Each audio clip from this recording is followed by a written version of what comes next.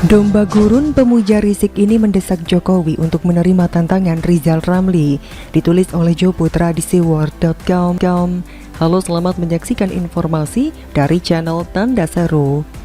Pegiat media sosial dan juga aktivis pro-demokrasi atau Prodem Niko Silalahi menuai sorotan ketika menyampaikan tantangan Rizal Ramli untuk menyelamatkan PT Garuda Indonesia. Niko yang mengaku kafir tetapi mencintai dan menjunjung Rizik Syihab ini memang kerap mengkritik pemerintahan Jokowi yang dinilainya buruk. Desakan Niko selain ditunjukkan terhadap Presiden Jokowi, juga untuk seluruh elit partai politik agar mereka bisa menerima masukan dari seorang menteri pecatan Rizal Ramli. Menurut Niko, jika mereka menolak dan mengabaikan tantangan RR, maka mereka dianggap sebagai cecunguk oligarki. Tantangan yang dimaksud adalah bahwa RR akan bersedia menyelamatkan PT Garuda Indonesia dengan syarat Presidential Threshold atau PT dihapuskan. Niko menuliskan cuitannya melalui akun Twitter pribadinya @niko_silalahi.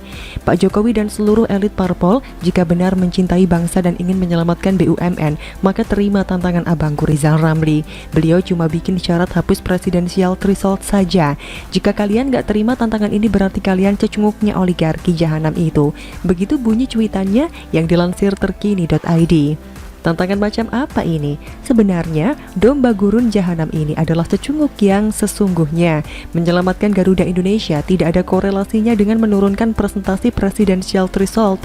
Jangan sok teriak oligarki kalau masih membela RR, yang jelas-jelas ada di pihak oposisi yang menjunjung oligarki. Pemerintah bisa saja menyelamatkan Garuda Indonesia, namun pemerintah tidak bodoh, di mana perusahaan yang selalu membuat rugi negara sekarang tidak ada lagi penyuntikan dana. Bagi saya, Garuda Indonesia seperti benalu yang harus disuntik mati karena tidak menguntungkan buat negara. Semua orang juga bisa membuat tantangan dengan syarat pernyataan RR hanyalah sebuah ocehan orang yang sakit hati yang ingin sekali diperhatikan oleh pemerintah. Mantan menteri pecatan karena tak berkompeten ini sungguh merasa dirinya pintar menyelamatkan perusahaan. Namun ada prasyarat yang harus dipenuhi. RR ini adalah manusia pengecut yang jika terpojok akan hilang dari peredaran. Masih ingatkah ketika LBP menantang debat terbuka dengan RR tidak mau melayani permintaan LBP hingga berita tersebut hilang ditelan waktu. RR pandai mengambil momentum untuk memperlihatkan kepada publik bahwa dirinya sanggup menyelamatkan Garuda. Namun sekali lagi, tantangan persyaratan untuk Presidential Threshold hanya membuat RR seperti anak lebay yang sedang panjat sosial. Menurut saya, RR memang mudah mengeluarkan pernyataan karena dia tahu persyaratan yang diberikan tidak akan disetujui pemerintah. Pun dengan Niko Silalahi yang hanyalah cecunguk bayaran dipakai untuk menaikkan narasi RR agar menjadi perhatian masyarakat. Niko yang seorang aktivis pro-demokrasi harusnya mengerti bahwa PT 0% adalah cara RR yang kebelet ingin jadi peleci dan namun karena mereka satu frekuensi, akhirnya akal sehat hilang. Begitulah konsekuensinya jika bergabung dalam barisan oposan yang akal dan nalar mereka sudah mati karena faktor sakit hati yang sudah kronis. Jejak digital RR yang tersimpan memang menunjukkan bahwa dirinya selalu mempermasalahkan ambang batas Presidential Threshold.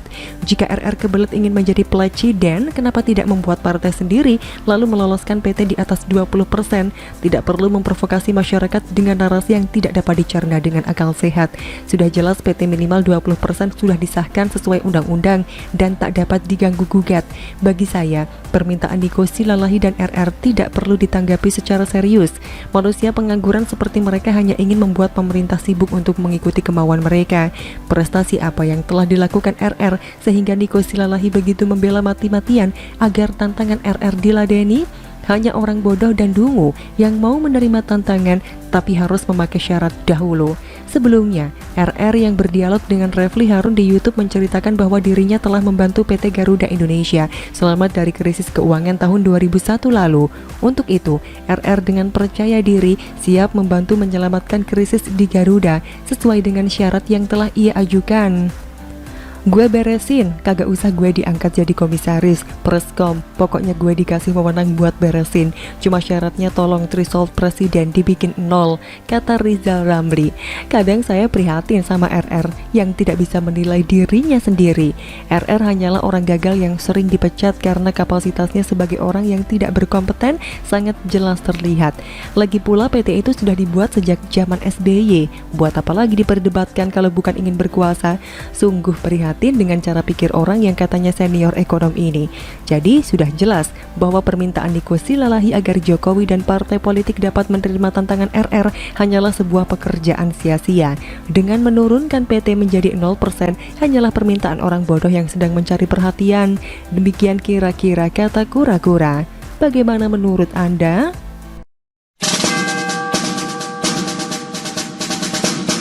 2 tahun Jokowi Ma'ruf, Jokowi perlu evaluasi kabinet, jangan ada yang fokusnya terbagi. Ditulis oleh Astonot Negoro di seaworld.com. Halo, selamat menyaksikan informasi dari channel Tanda Seru. 2 tahun pemerintahan Jokowi Ma'ruf atau pemerintahan Presiden Joko Widodo periode kedua mendapat beragam tanggapan dari masyarakat dan mahasiswa. Sebagian mengatakan 7 tahun pemerintahan Jokowi, perubahan besar dan terobosan positif telah dilakukan. Lainnya mencibir dan memojokkan, padahal data dan fakta sudah berbicara mengenai keberhasilan 7 tahun pemerintahan Jokowi. Namun perjalanan pemerintahan Jokowi di periode kedua ini terganggu oleh musibah yang tak diduga-duga. Belum genap setahun pemerintahan Jokowi periode kedua berjalan, pandemi COVID-19 menyerang tanah air. Maret 2020 menjadi titik awal perubahan total di Indonesia juga dunia. Krisis kesehatan harus dihadapi tanpa pilihan, disusul ancaman krisis ekonomi.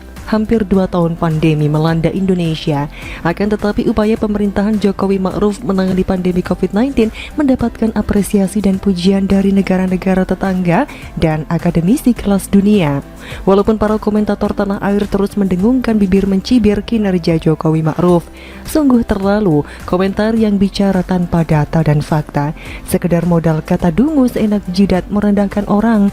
Kinerja pemerintahan Jokowi Ma'ruf yang sudah berjalan dengan baik dan berprestasi itu nampaknya masih harus dibenahi dari dalam. Bebenah perlu dilakukan Kabinet Indonesia Maju agar tak lagi terjadi blunder dan tindakan yang membuat kinerja pemerintahan Jokowi Ma'ruf kurang paripurna. Salah satunya soal kinerja Menteri-Menteri Kabinet Indonesia Maju yang terkesan membawa agenda pribadi jelang tahun politik 2024. Curi-curi start, panaskan mesin politik jelang 2024. Beberapa menteri Kabinet Indonesia Maju dipandang sering buat blunder. Mulai dari semarak baliho yang dianggap tak elok, sampai wajah dipasang di mesin ATM sejumlah bank milik BUMN, menimbulkan kesan 1-2 menteri Jokowi Ma'ruf memanfaatkan kesempatan dan kekuasaan untuk melakukan propaganda politik jelang 2024. Kinerja Jokowi Ma'ruf sudah sangat baik, tetapi tercoreng sedikit oleh ulah menterinya yang tengah mempersiapkan diri jelang 2024 yang masih lumayan jauh. Jokowi memerlukan pembantu yang fokus membantu dirinya melalui badai krisis kesehatan dan ancaman krisis ekonomi akibat pandemi COVID-19. Apalagi di jabatan setingkat menteri koordinator, diperlukan orang yang benar-benar fokus dalam membantu Jokowi mengatasi krisis pasca pandemi COVID-19 nanti. Jikalau ada menteri yang sudah multi memanaskan mesin 3 tahun jelang 2024, dipersilakan saja. Namun saat yang bersamaan Jokowi harus mengambil langkah tegas mencopot menterinya itu. Tujuannya agar si menteri yang bersangkutan bisa fokus mempersiapkan diri dan memanaskan mesin jelang 2024. Masih banyak tokoh yang bisa diberikan kesempatan untuk membantu Jokowi Ma'ruf menjalankan roda pemerintahan pada periode kedua ini.